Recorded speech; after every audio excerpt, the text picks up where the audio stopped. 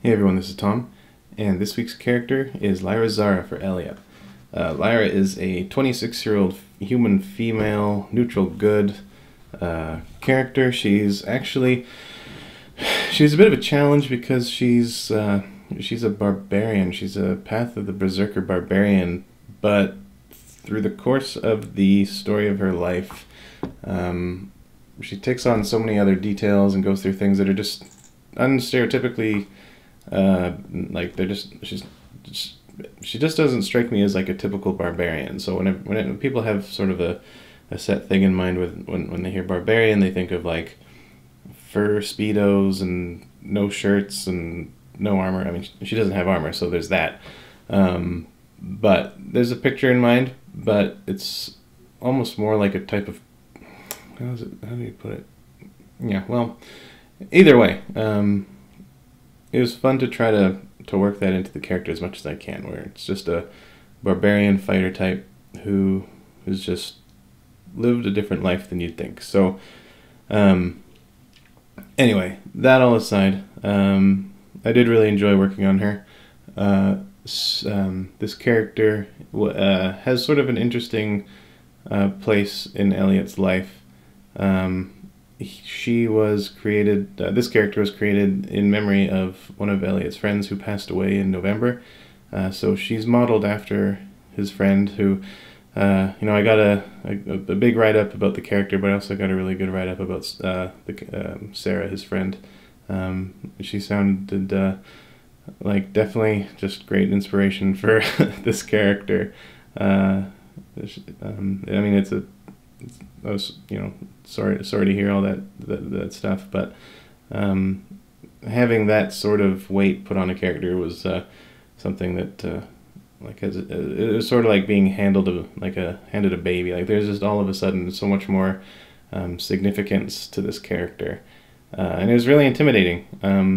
It was kind of like being handed the detonator button to a big nuclear bomb. Like you could, with so much like riding on this emotionally for the person who is, handing it to you, you not only want to not like offend them or sort of not handle things sensitively enough, but you also just don't want to sort of underwhelm them. It's kind of hard to put into words, but with all that sort of extra significance put on the character, I mean, happy to do it, and inspiring character and inspiring person that inspired the character, but it was a good reminder for me as an artist who does this for a living, who does this for free, for not a living, that you need to be on call all the time. I mean, certainly there are things like your own family tragedies and stuff where you can't work and whatever, but what I mean is that you can't get married to a character too much. You need to, like, even though there's a lot riding on them, they are still a character as much as any other character. And whether there's a lot more behind them or not much behind them, your job is just to put as much care and work into things as you can and not be worried about any sort of special treatment, because if you just treat every character specially, you should be fine. That's kind of the thing where no matter how in love the writer or the creator of the character is, the process will be the same. So don't get intimidated. Elliot wasn't trying to intimidate me, but it can be overwhelming. It's like if you just can't let yourself give up or be intimidated by something being super precious. Nothing can, even that sounds insensitive to say, but I hope that what I'm trying to make, what I'm trying to get across makes sense. It's just, I'll leave it at that. So figuring out the posture, I noticed I did draw a bra and panties set on her. That was more just to make sure that I was getting the right sort of angle of the figure, sort of just like lines on the figure, and just making sure that like the clothing would sort of fit and the hips and everything were in the right spot. The pose is sort of like reading her character, she's definitely like a kind of one of the guys sort of personality, tomboyish, adventure. I mean, she's a berserker. She kicks a lot of ass. So, you know, something in battle I thought would be good. Most of my characters so far have been somebody standing around. And I thought it'd be good to have a little bit more motion, especially because the design is actually quite like down to earth. You know, she doesn't wear anything crazy or super flamboyant. And a good way to compensate for that would just be having someone in a bit more of an interesting pose, or sort of showing off one of the parts of their costume that, or their equipment that's probably more interesting. In this case, it's one of her two swords, the heavy duty one that I liked a lot. So with that in mind, just something sort of just like a ready to go, already done some fighting, feeling good. She's a barbarian, she's a berserker, she's in her element, so that's sort of what I was going with there. Excuse me.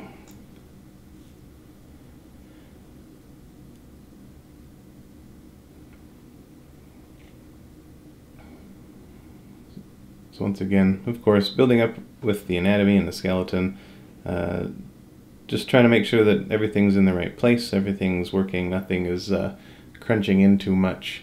It can be challenging doing stuff like this, or drawing the figure in general, where or like seeing it as a figure being kind of locked into a rigid frame, where it can seem limiting to think like, well, if, you know, the arm can only bend at the elbow, you know, that's only one real motion that can go there, and you know, nothing like the thigh can only bend, like it's the longest bone, the femur, so like it can only bend at those points, and it seems almost, when you overthink it, it's like it's like it's going to restrict the movement of the figure, and that's how it seems on the surface for a lot of people. But if you think about like all the contortionists and gymnasts and martial artists and dancers and all the, you know, like yoga poses and stuff, the amount like the range of possible positions a human body can take is seemingly limitless, and it's all built on the exact same framework. You know, some people,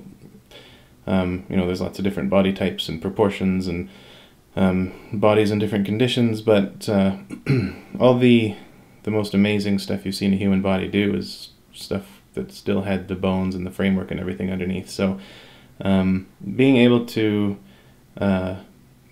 sort of not worry about how dynamic or bizarre or contorted a figure is going to be, I mean, just not letting that, it's going to be as easy to draw as somebody standing there or sitting at a table.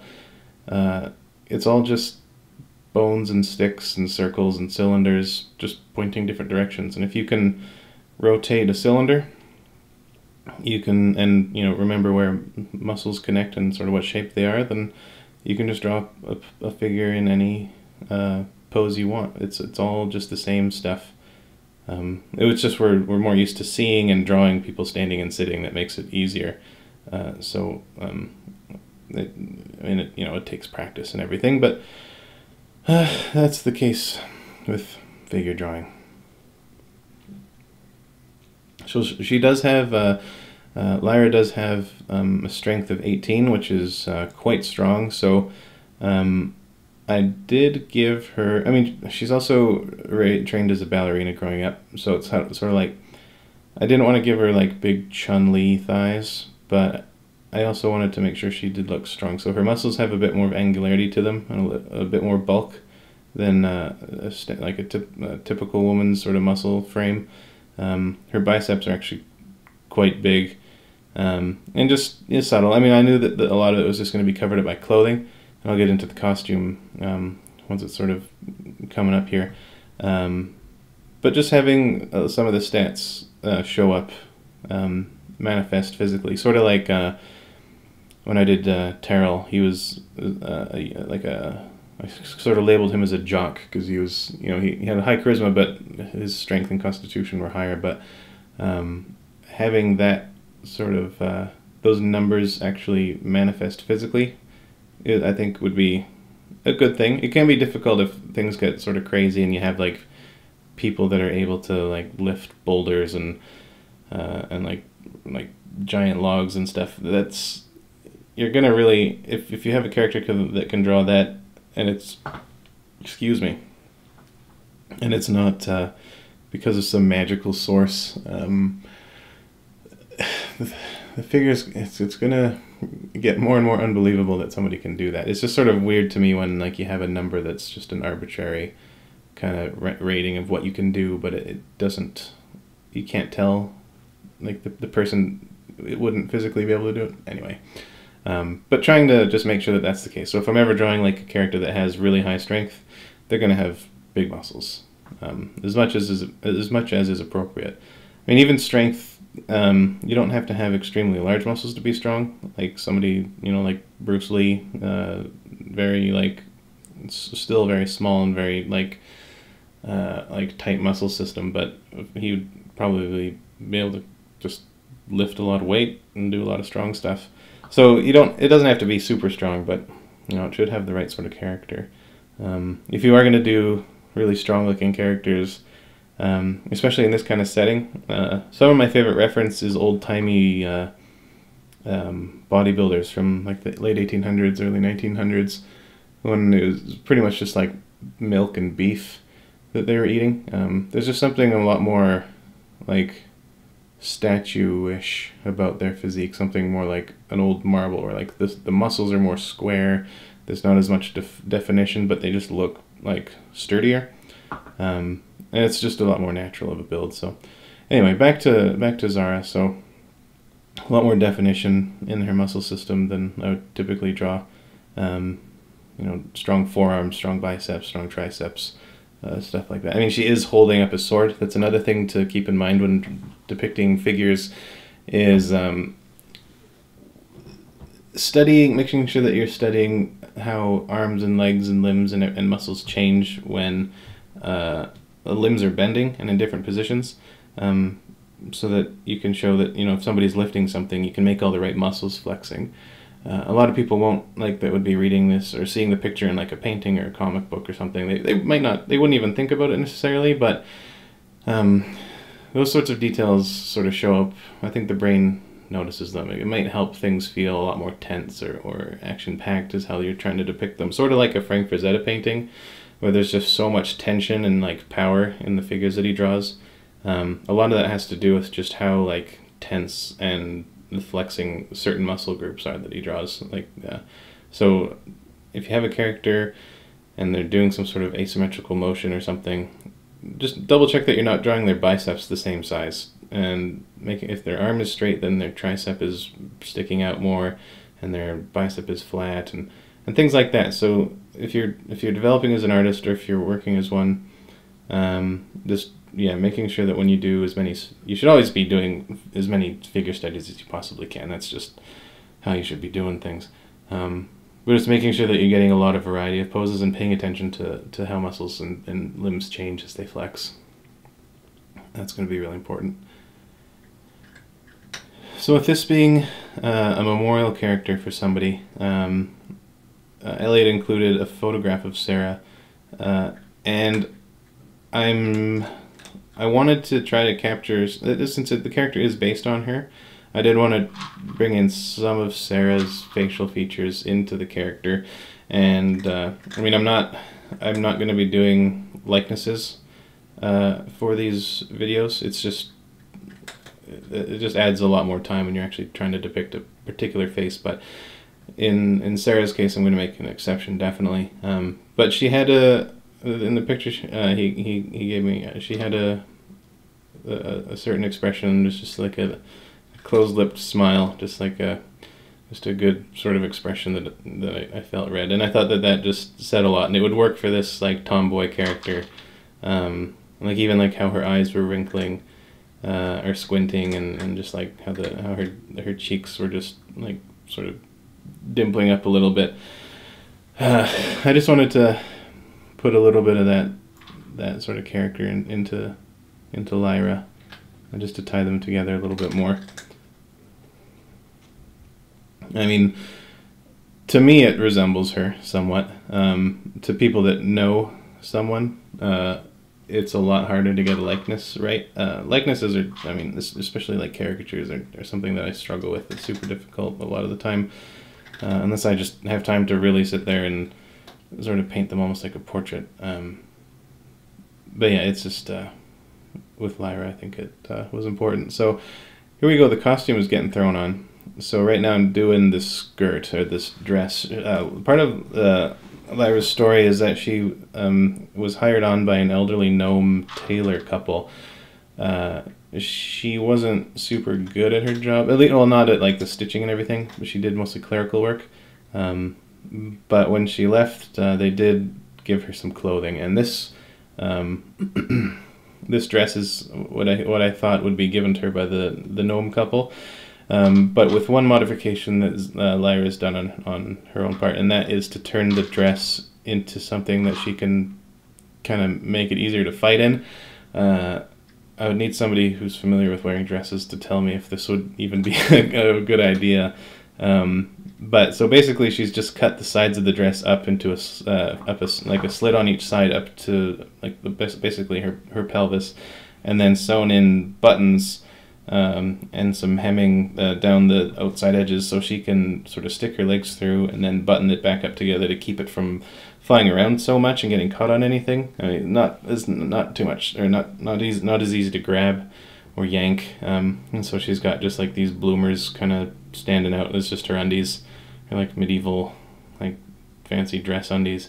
It's something that I'd imagine that like she did have a good relationship with this couple. I mean, it was their idea for her to be an adventurer because they thought it would suit her more, and there was definitely an implied care, like a mutual affection between her and the gnomes in Elliot's description. So I think she would want to. I mean, not only is it in the character description that she wears simple clothes from a gnomish tailor couple she used to work for and all that, but I could even see her keeping them as like a sentimental thing. I do that a lot with characters and just trying to put in sentimental stuff. But I think this is one of those cases where it should apply. So she would rather modify her clothing than get new stuff, if that makes sense. So yeah, that's what her clothes are for. So she's got the poofy shoulders and just a nice modest collar, and later on it gets some sort of flowery embellishments and embroidery put in. It's something that I'd imagine that the older gnomish couple would have given her, just like something that old people would give her, like something nice, something modest, something simple, and a little bit pretty here. I could see them being quite old-fashioned. So I wanted it to be something, just quite old-fashioned and modest and plain, and I think it came out. As far as the swords go, the shape of them and the look of them are definitely not how I would normally design swords. Not the big one anyway. I'm a huge fan of like normal proportion swords with simple blades that are just a sheet of metal with some like a fuller or two down the center. But Elliot was kind enough to give me all of his reference material as well as the write-up, which is something that winners of the lottery are encouraged to do, is any sketches or figurines in this case, or any sort of information or imagery that you can possibly give me, the better. So both of these swords are designed on sketches that Elliot had done. I did tweak them a little bit as I sort of translated them some more, but they are based on his, and I mean, they weren't bad. If he gave me full rights to use them or not, and I chose to take what worked from his designs and run with it. And they're pretty close, and they were cool. This bigger sword was the sword of the brother of the Dragonborn in Lyra's party. He was an evil Dragonborn. But it is his sword, so that's why it's so massive, and that's why it's sort of all spiky and nasty, sort of like something a Dragonborn would have. The sheath that it has was inspired by... it's not actually like a sheath typically. Like, the sheath is obviously the wrong size and shape, but it's open. So if you looked at it from front on, it would be a V. It's just like it's like a hot dog bun, and the sword is a hot dog. It's inspired by the sheath of a kukri, which is like it's an Asian knife, really awesome shaped blade, but it comes with a sheath, but the sheath is only closed partially because the blade is thicker on the end than near the hilt, and so it needs to just sort of slide out. Another example of it would be in the Hobbit films. Orcrist, the sword that Thorin uses in that film, is depicted as having it's got that strange asymmetrical blade that's wider at the end, and you can notice if you see pictures that it slides, like the sheath is the same shape as the sword, but you can see that they had to do it, in order to do it, it had to be open. So it's that sort of idea. So the sword sort of just rests in there, and it's sort of it's just sort of inspired as like it's a flaming sword. I designed it as like not just a sword on fire, but as like molten or like red hot metal that would burn stuff. So if you like swung it at something or somebody, it would, whatever matter of that object or person would be on the blade, and that would be ignited and it would be burning. So when it's being used, it would have fire coming off of it. But other than that, it's just magically red hot and glowing. And the idea is like the sheath is almost like those grates you see in fireplaces that hold the logs. It's based on that. I don't know if it would burn her if she touched it, or how quickly it extinguishes, but that's how it's going to go for that sword. She does have the two. She uses one a day. She chooses which one to use that day. The other one will be on her back. The other one will be on her side. The one on her back was the sword she killed her abusive husband with. She was married off after flunking wizard school, but he was sadly abusive, and the sword was his family's heirloom sword that was above the mantelpiece that she used to ice him. I mean, it was a good call. So the gauntlets she's got, what were they again? What was he? I just want to get the title right. But the bracers of, where did I have it written down? The bracers of defense. Basically, rather than just having sort of standard gauntlets, I wanted something, or like a bracer that just sort of goes on the forearm. I wanted something with a bit of more, like a protective quality. So they're bigger, they cover the hands, they cover the palms, the ends of or the base of the fingers and up over the elbow. And then the circles on them are just, is like a symbol of protection. It's just literally just like little bucklers, kind of just circular shields, sort of plastered all over them, just as like a motif element. But so that's why they look the way they do in this depiction. She has a cloak of protection +1. It was a very expensive object. She had to sell all her worldly possessions, her house, and her wedding ring in order to get it. But in this case, with something like a cloak of protection +1, I mean, it could have just been something. I was originally thinking of just something with like a chainmail liner and some fabric, and some nice fabric because it was expensive. But I was thinking it'd be better if it was like a magical sort of thing, something like you wouldn't want, if it's a cloak of protection, you wouldn't want it something that looks like something that you would have to sell your house in order to buy. Otherwise, people are going to want to kill you and take it. I mean, good thing you have a cloak of protection +1, but you'd probably want to, like, you don't want to, yeah, you wouldn't want to like be flashing it around. So it's going to be like pretty mundane. But also, when you have a fantasy universe and things can be magically imbued with different powers, like you could have a goblet that, like, you know, turns trolls into gold or something. It could just be a wooden cup, you know, like it's not, well, the magic is what matters. So, I mean, there is a lot of flexibility. You can do whatever you want with this sort of stuff. So in this case, I just went mundane, but in order to sort of hint at that protective quality, I was thinking, like, it's a cloak, you know, it's flapping in with her motion, it's soft, but it's so protective that it sort of has been made to share this property with stone, and so its protective quality is so much like that of stone, you know, magically, that lichen has started to grow on it.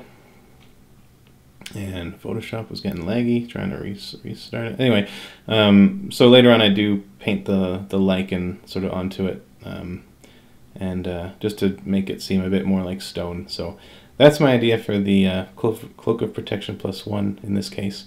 Now she does have, her hairstyle is described, it's called a word I've never heard before. I don't know how it's pronounced. I think it's Chignon, which I think is pronounced chignon, or chignon, in like a French kind of way, maybe. It's probably not chignon, but it's actually, like, I looked it up, of course, you know, doing research. It's an awesome hairstyle. It comes loose when she's in the heat of battle. In this case, by the end, as you'll probably see, it's not that messy. It didn't go that hog wild. It's getting there. Like, by the end, it is sort of falling apart. It's sort of flying out of her temple, you know, out to the side, as like hair will do, and it is falling apart. But it's sort of like she's getting started with something like these character drawings.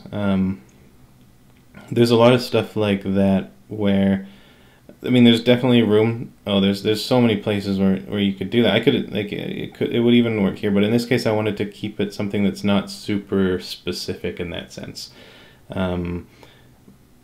Like something that could be used, like a portrait that could be used, like she could be thought of as being like, you know, like intimidating some thugs on a path, or showing off her sword in a marketplace, or standing in a bar, or, you know, just something that's more general for the character, something that where I'm just sort of trying to show the character and not the character in a particular circumstance, if that makes sense. Where it's sort of like, by doing it kind of halfway, you get an idea of like, okay, this hair could get messier, or you can see it how it's neater.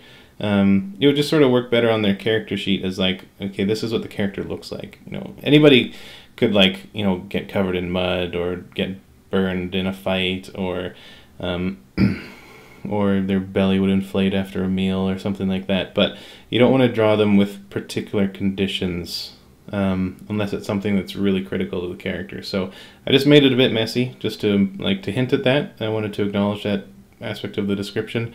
Something that would just, you know, you could see it going further. It's something that happens.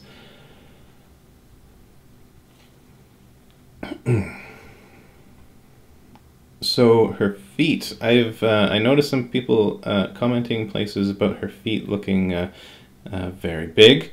They are correct, that they are very big. The problem was, though, is that they said that they assumed that she was a halfling at first.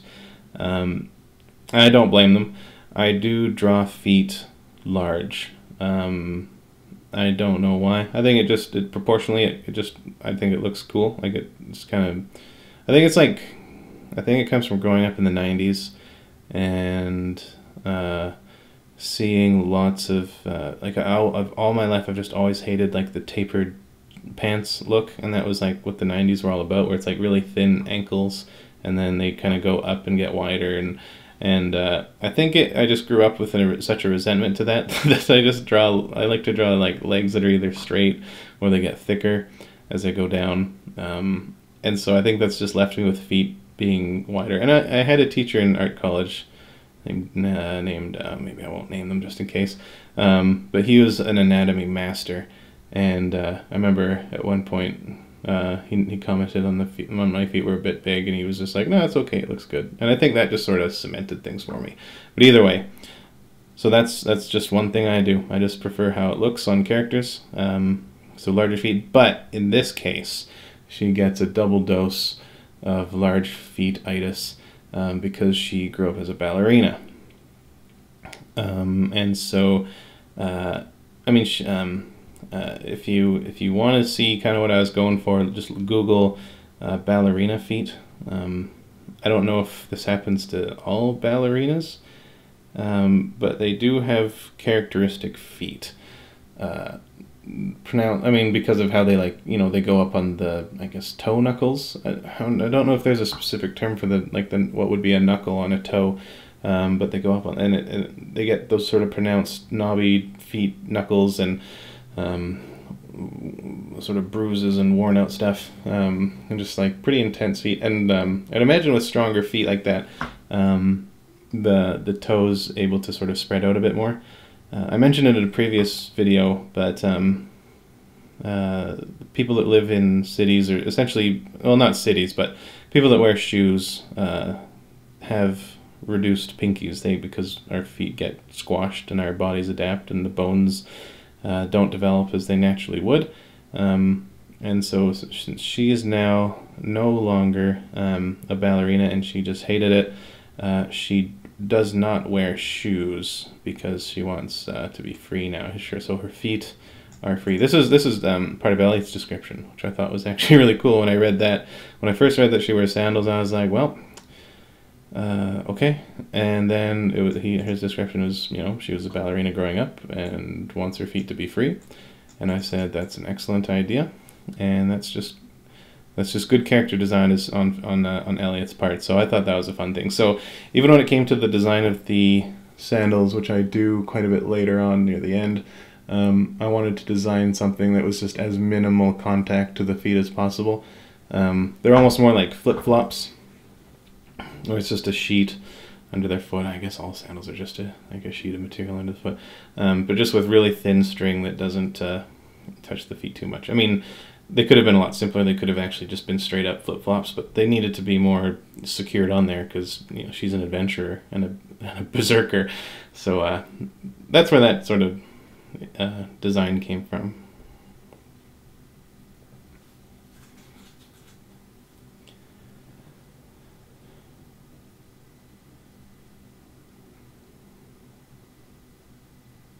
So yeah, there was some hardware issues that caused all this to be set back and delayed. I apologize for that. Working on getting that sort of potential hazard from not coming up so much anymore. Getting better at it, but I'm really thankful for everybody's patience in getting this stuff done and not missing not missing deadlines. It's just just such a terrible feeling when I can't get them out on time. But yeah, thanks again, everybody, for your patience, and hopefully it won't have to happen too much in the future. So there's lots of rendering. There's I've mentioned it before, but one of the unforeseen and cool benefits of recording these videos or making these things is that I get to look at my process a bit more as an observer. I mean, literally, like being able to. I mean, I don't watch the videos. I just kind of record them and put them up. But being able to actually see how fast or what the speed of the process is like how long I sketch for compared to how long I render for, it's a really good way for me to just kind of spot weaknesses in my process. Thinking about ways to sort of speed up how I work, or even like adjusting how much time I spend on certain parts of it over others. So I noticed that the amount of time I spent sketching the pose was only like, around 4%, 5% of the whole thing. And because that's such a crucial part of this whole like character design idea, I felt, well, okay, so 5 minutes in the video, that's a good amount of time just sitting at my desk. So I was like, okay, let's in the future I can sit comfortably for like an hour and just relax. I don't need to worry about the rush, just like make sure that the pose gets done well, because that's gonna set the whole rest of the course. So that's one thing that I learned that was really good. I mean, I'm still trying to get the pose done as fast as possible because I want to just get to the designing part because it's my favorite part. But it's just so encouraging to know that like even if I'm taking a little bit longer on the pose, it's going to be worth it, and there's plenty of time. And also I like the sketching part. I think doing the pose and the anatomy underneath and building it up, I think to me that's like the most interesting part of these videos, or like the process. I always like seeing people's sketch work anyway. It's really neat to see like what they do when they're doing something quickly or simply. It's really cool like that. But even like the rendering stuff, and like how much time to get what kind of finish, and how do you build it up all sort of evenly, or do you like focus on like one part of it and render that out and then move to the next part, and trying to figure out what works. And speed is definitely a factor if you're going to be doing art for a living. Some people can, take a bit more time depending on what they're doing, as long as your work can justify it. But speed and iteration is crucial. It's just so valuable, and it's good to just have that as a skill. But yeah, what I was gonna say was Sam Nielsen, one of my favorite artists. He's got a really good blog, Art Samich, ArtSammich, on Blogspot. So I'm pretty sure that's what it goes by. But anyway, look up Sam Nielsen. He had a really good post about like the 80-20 rule, where 20% of, like, the last 20% of a piece is going to take 80% of the time that you spent on the whole piece. And it's true, like the closer you get to being done, it's almost like the less each stroke matters. So it's kind of like pushing a stone up a hill that just keeps getting steeper. And that's fine. It's something that it's just going to be the case. But that's sort of what I meant to get around to, is just seeing the entire process, like sort of removing myself from it and looking at it as an observer, being able to see that actually being the case in my own art is really enlightening, and I'm expecting it to improve my performance as an artist. So even if you're not gonna, upload stuff online, if you've got a tablet, like a Wacom tablet at home, and you want to do some art and stuff, get like a free video recording software, and just see what you can notice about your own process. I highly recommend it. The one that I use, I just saw it recommended on Twitch. It's just called Open Broadcaster. It's free, and that's just what I've been using. It's pretty simple, pretty straightforward. I mean, I was able to figure it out, and that's actually saying quite a lot. So try it out and see if it'll help out your process. I'd actually be curious if anybody ever does it and they notice that their sort of time frame of how they work on stuff sort of lines up. So I mean, even if you're working on something for like an hour, I'm curious about the proportion of time spent on the sketching stage to the coloring stage to the rendering stage, and see how. I would be curious to see how that would actually line up with other artists. Like even since I'm going to be having guest artists take over every once in a while, I think even I'm going to be doing some looking at the numbers there. It should be neat. I'm just really curious about that. I think it's super cool. Anyway, so back to the art. So here at the sword, like I said, I didn't want it to just be like a flame sword. I mean, some of the reference I was looking up as far as sort of canon Dragonborn cultural motifs and styles. The picture included a guy with a flaming sword. It was sort of just like a brown, like a nice, cool looking dull brown metal that just had fire over it, and that's fine. But I thought it would be neat to sort of take a slightly different approach to the flame sword. I mean, like I said, it's like flame would only be on it if something was on it that was burning, kind of like on a barbecue grill. If you have like a piece, like there is the flame, the heat source, but then the grill is just sort of sitting there. But if some oil falls on it or some meat, it'll catch on fire, like that kind of thing. So if you saw her with this sword in a fight, it would be on fire. So this is kind of her just sort of revving it up, essentially. Yeah, so Dragonborn stuff. I haven't drawn much in my life as far as Dragonborn stuff, but even though I'm not going super canon with these characters, I did want to make it look like something that looked kind of like Dragonborn actually could have had it, and you could actually use it in a book, and it would be cohesive with the for the player's sake. So it's good to do research with like the spiky kind of tribal tattoo look, and the spikes and the nasties, and even on like this flame sword, going for something that was sort of flame shaped, almost like a tribal tattoo kind of version of flame. And then as far as the belt goes, since the whole sword is bigger, because it was for it's a giant monster's sword. being held by a small person. Even the belt needed to be thick, and then, you know, of course, the pointies and the leather and the barbed spikes and everything and all that stuff. So just trying to make sure that that culture was represented on that weapon and its equipment. So that was a good challenge. I'm really excited about the first when I wonder how long it's going to be until I draw a dragonborn character. Lots of humans, lots of half-elves so far. I mean, that's fine. I don't mind. That's great. But I'm just curious to see when certain characters show up. But I mean, that's always been my thought this whole process. I was wondering like when the first female character would come by, and that actually took a lot less time than I thought. And actually, so far, this is she's the second of 3 female characters already. Out of I mean, that's a lot. I mean, I know this is for a male player, but I didn't expect so many. I mean, it's really neat. YouTube tells me my demographics are, I think it's up to 11% female viewers.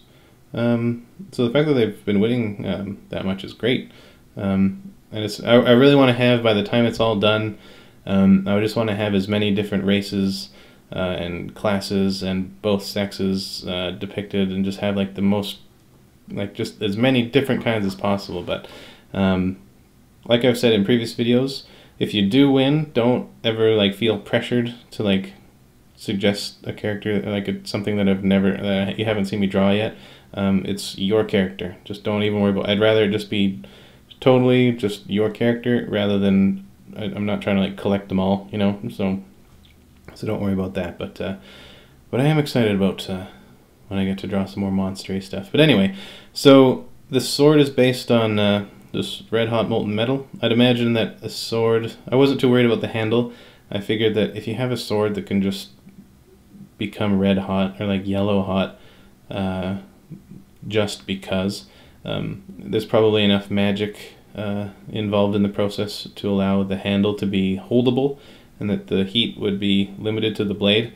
It's just based on, you know, I always recommend to people watching blacksmithing videos on YouTube. I mean, I would love to take a blacksmithing course, just like just a small thing, or even just like a weekend workshop. But yeah, watching blacksmithing videos on YouTube, there's like blacksmith competitions.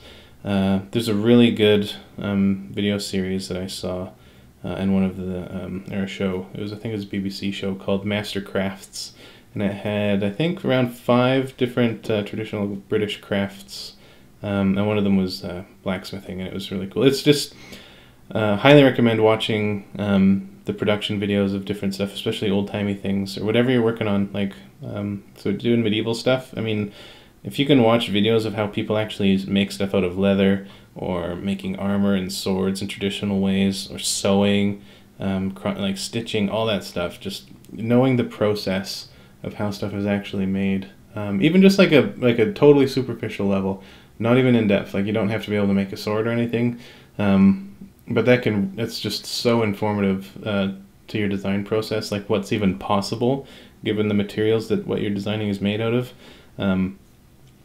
And even just how it looks, how it's looked and is depicted. So yeah, with the sword, it's like it's just designed on, just based on all the sort of swords I've seen getting made in the past, and tongs and whatever else. And then using kind of like that black, I can't remember what it's, slake. I'm not sure, that just that sort of black. It's when the metal oxidizes when it's hot, and they have like steel brushes or metal brushes for scraping it away. But I wanted that to kind of follow like a fluid path down the blade that sort of accentuated like the organic flow to the blade. But it also looks like embers, or like the black unmelted parts of lava, just to help keep the that sort of look going. But it also, I wanted this proportion of it and the way that they were laid out to be almost like scales, like kind of like on an iguana, like on their jawbone or something. And just going down the blade sort of like that, so just to help with the dragonborn stuff. So it'll be just like an iron sword, and then just some more of this, whatever this metal is. I was thinking of it just being like a 10 karat gold, like something kind of just pale and, you know, whatever. Just not as like, or like brass, almost like just like a, you know, not like a super fancy metal, but something to just, you know, decorate it. So she's got her bloomers rolled up. She's got her pants all bunched together. There's a button in the middle there. I'd really be curious to see if anybody could weigh in on if that's a good idea or not, or if that would be a functional idea. I'm curious about that. Then we got the lichen on the cape.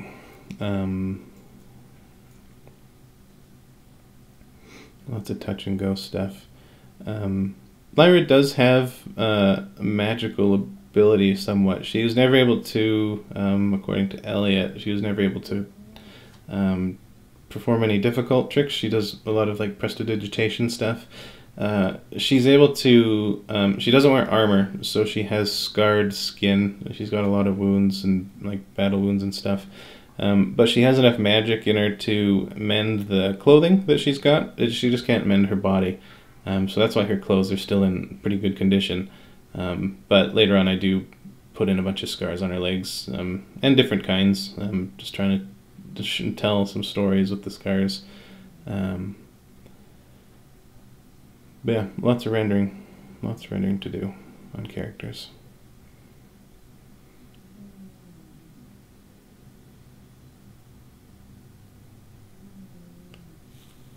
I can hear my cat snoring, that's why I was quiet. I just want to make sure. That's cute. Anyway, so yeah, lots of rendering to do. You know, that even kind of reminds me, these drawings are in a lot of ways slightly different than concept art. I mean, it is a concept. These are all like first pass concepts, but they're just being painted up to a level that would be more like production art or something for like the inside of a book. I mean, if these are going to be published, I'd need to polish. Like, I'd need to spend, you know, like I'd want to spend at least like another 3 or 4 hours just making them look a bit fancier. But speed is of the essence. Trying out different ideas quickly and early on is important. Like in a concept art, like a purely concept art thing, a lot of like there'd be just a lot of line drawings and like simpler drawings for these characters with like, you know, flat colors or just like different just explorations and stuff. So being able to pick things as early as you can in the process of rendering is something that I think I mean, I definitely it's something that I'm trying to get to. And I'd recommend any art, or I'd think that any artist would be sort of thinking of it too. It's like you can spend an hour on one little object and render out its material and like make it look like what it is, but can you do it in 5 minutes? Like, can you summarize something so succinctly that you can tell what it is with a lot less strokes and a lot fewer colors? That's one of the things that I recommend people do still lives for and studies of just random objects and stuff that you would never want to draw without being, you know, suggested you draw it. The more range of materials you explore and paint and study, the better off you're going to get, and the closer you'll be able to get to drawing something with just a couple colors. Like the way that like colors handle on metal or fabric, or like let's take fabric, like the sort of colors that you get on a red piece of silk are going to be so much different than the colors on a red piece of cotton or wool. And if you can, so like you could probably sum up each one of those to 3 or 4 colors. You got like a mid-tone, shadow, highlight, maybe like some sort of like reflected sort of ambient light or something like that.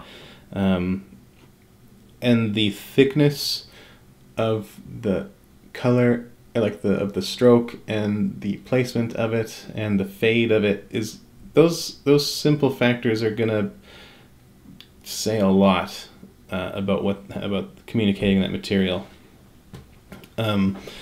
And the only way to start getting a handle on that is to do what I haven't done enough of, and that is still lives. Actually, that'd be another good idea for a video, is that sort of stuff, depicting materials. But yeah, back to the timing and the speed stuff. Like, I would love to just be able to draw like a toe with like 2 blobs of color, or like 3 blobs of color, you know, I'll get there. Hopefully, that's my goal.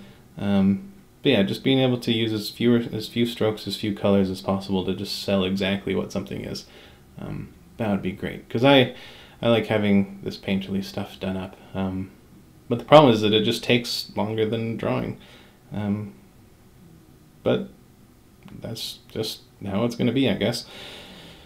Anyway, yeah, so knobby, kind of busted up toes. I did think about doing like a bruised toenail, like a purple, like a, you see like a carpenter's thumb kind of thing, but it was a bit too much by the end. But yeah, if you want to see what I was going for, look up ballerina feet.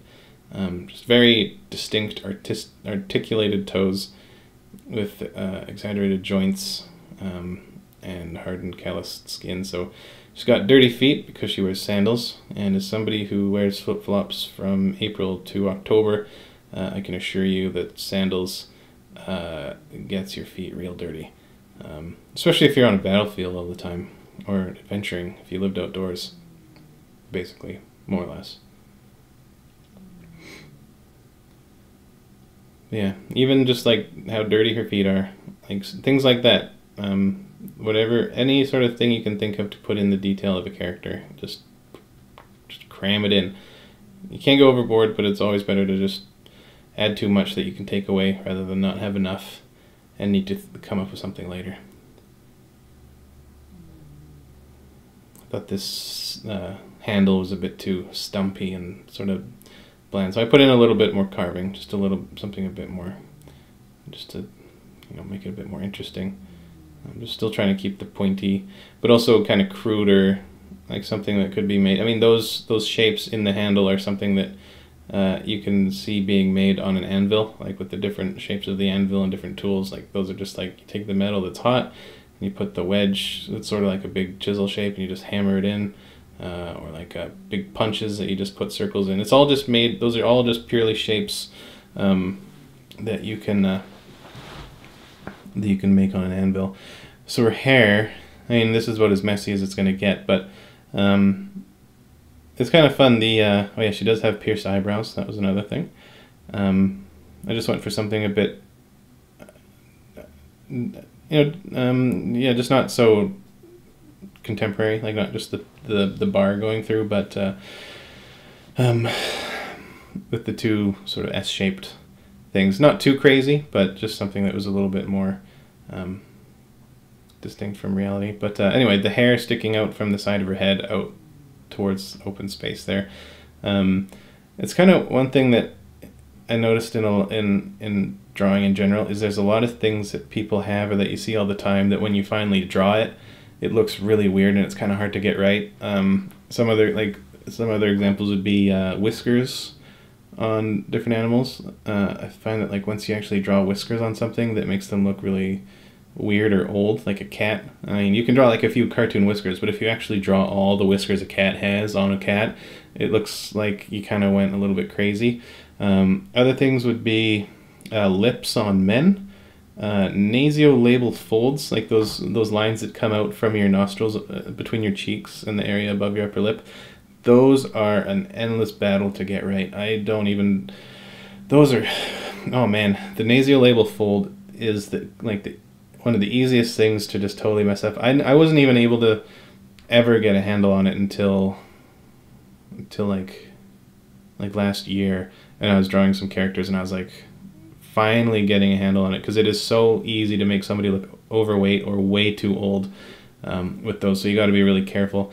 And the one that I was going to talk about there, that I was getting up to, was like the hair that comes off the side of a woman's head when her hair is back, or like on the back of the neck.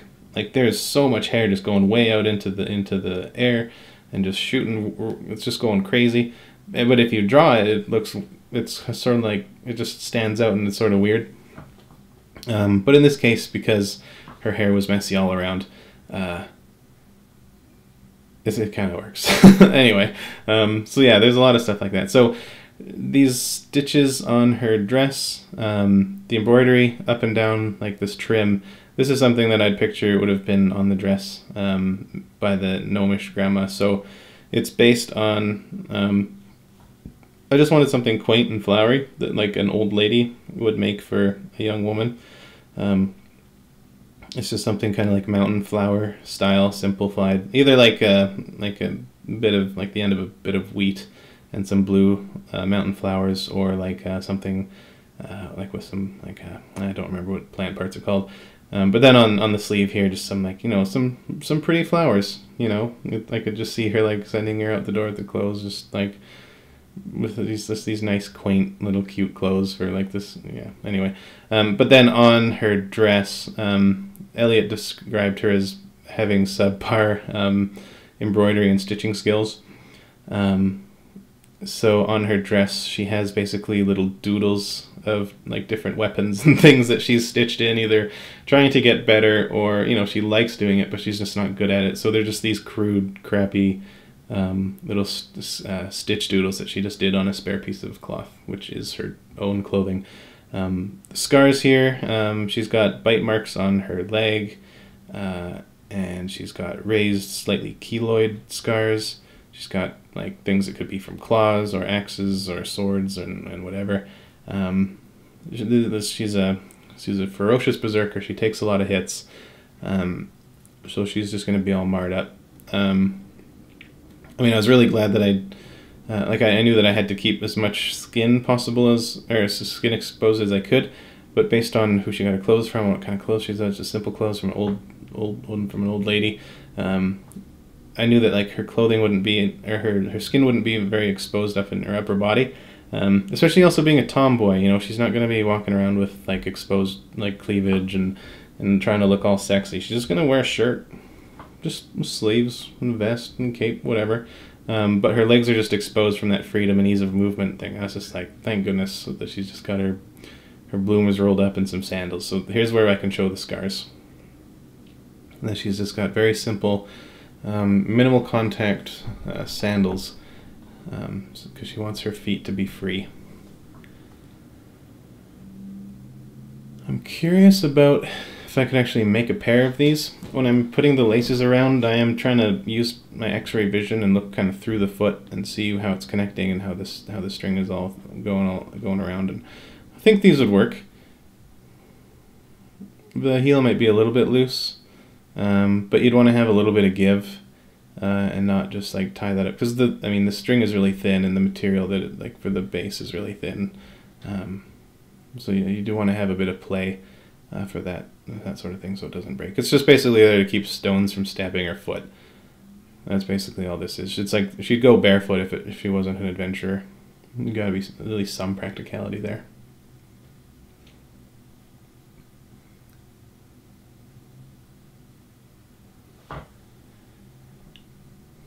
Yeah, just really simple. As part of the description was just simple embroidery, or simple designs around the edges. But yeah, just quaint. You know, she wouldn't necessarily like wear something flowery or girly, but an old-fashioned old lady would probably think that, you know, you're a pretty young girl, you should have something pretty, and here's some flowers. These holes at the end are just sort of there for, you know, heat dissipation. The end of the blade is the hottest, so I'd put the holes there. It also kind of makes it a bit more warlike, sort of like a machine gun barrel with the holes at the end.